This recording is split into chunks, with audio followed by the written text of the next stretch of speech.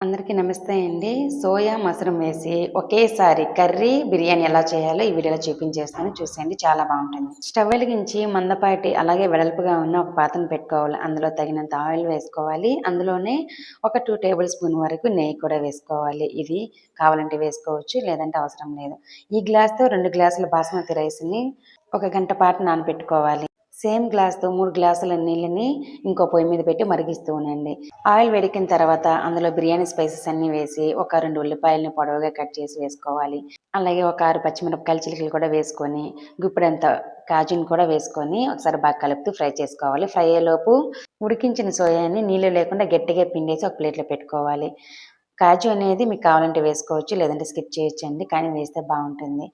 ఉల్లిపాయ ముక్కలు ఒక 80% వేగిన తర్వాత అల్లం వెల్లుల్లి పేస్ట్ ఒక 3/4 టీ స్పూన్ వరకు వేసి ఫ్రై చేసుకోవాలి. అవి ఫ్రై అయిన తర్వాత మీడియం సైజు 3 టమోటాలను కట్ చేసి వేసుకోవాలి. 1/2 tablespoon coriander powder, 1/2 teaspoon chilli powder, 1/2 teaspoon garam masala, 1/2 teaspoon biryani powder వేసేసి ఒక 2 నిమిషాల పాటు ఫ్రై చేసుకోవాలి. టమోటాలు మనము ఈ మష్రూమ్, సోయా ఫ్రై చేసేటప్పుడు టమోటాలు కూడా సాఫ్ట్ అవుతాయి.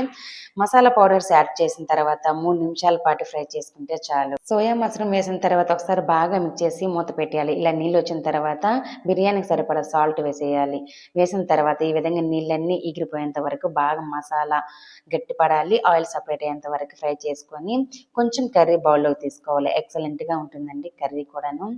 కొంచెం ఒక బౌల్లో తీసేసుకున్న తర్వాత అందులోకి ముందుగా నానబెట్టిన బాస్మతి రైస్ వేసుకొని 1 నిమిషం పాటు అలా కదపాలి. అలా వేడెక్కిన తర్వాత ముందుగా నేను చెప్పిన 2 గ్లాసుల బాస్మతి రైస్కి 3 గ్లాసులు నీళ్ళు వేడి చేశానని చెప్పాను కదా, వేడి నీళ్ళు వేసేసి మూత పెట్టి ఉడికించుకోవాలి. కొద్దిసేపటి తర్వాత మూత తీసేసి అందులోకి కొంచెం టేస్టింగ్ సాల్ట్, పుదీనా, కొత్తిమీర వేసేసి బాగా కలిపేయాలి. టేస్టింగ్ సాల్ట్ వేయడం వల్ల టేస్ట్ అనేది బాగుంటుంది. మీకు వద్దు అనుకుంటే స్కిప్ చేసేయచ్చు. పుదీనా, కొత్తిమీర, టేస్టింగ్ సాల్ట్ వేసిన తర్వాత బాగా కలిపేయాలి. పైన మళ్ళీ కొంచెం పుదీనా, కొత్తిమీర వేసేసి మూత పెట్టేసి తేమ లేకుండా బిర్యానీ అయ్యేంత వరకు వెయిట్ చేసుకుంటే మనకి సోయా మష్రూమ్ బిర్యానీ అయితే రెడీ అయిపోతుంది. బిర్యానీ పర్ఫెక్ట్గా ఉడికింది అని తెలుసుకోవాలంటే చేత్తో అలా చూపించిన విధంగా బిర్యానీ అలా అదిమామంటే చేతికి అంటుకోదు.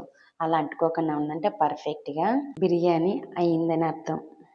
ఎటువంటి హడావిడి లేకుండా ఒకేసారి కర్రీ, బిర్యానీ చేసుకోవచ్చు. మీరు ఎప్పుడు ఈ విధంగా ట్రై చేయకంటే ఒకసారి ట్రై చేయండి, చాలా బాగుంటుంది. నేను సోయా మష్రూమ్ కర్రీ కొంచెం ఒక చిన్న బౌల్ నిండా తీసుకున్నాను. మీరు తీసుకునే రైస్ని బట్టి కరెక్ట్గా స్పైసెస్ వేసుకున్నారంటే ఎక్సలెంట్గా వస్తుంది బిర్యానీ అయినా, కర్రీ అయినా. అంతే అండి, చాలా సింపుల్ ప్రాసెస్లో అయితే చూపించేశాను కదా, చాలా బాగుంటుంది కూడాను. అదే ఈలోపు నేను టేస్ట్ చూసి చెప్తూ ఉంటే మా చిన్నోడు కూడా వచ్చాడు. కరెక్ట్గా నేను టేస్ట్ చేసే టైంకి వచ్చాడు. వాడికి మష్రూమ్ అంటే చాలా ఇష్టం.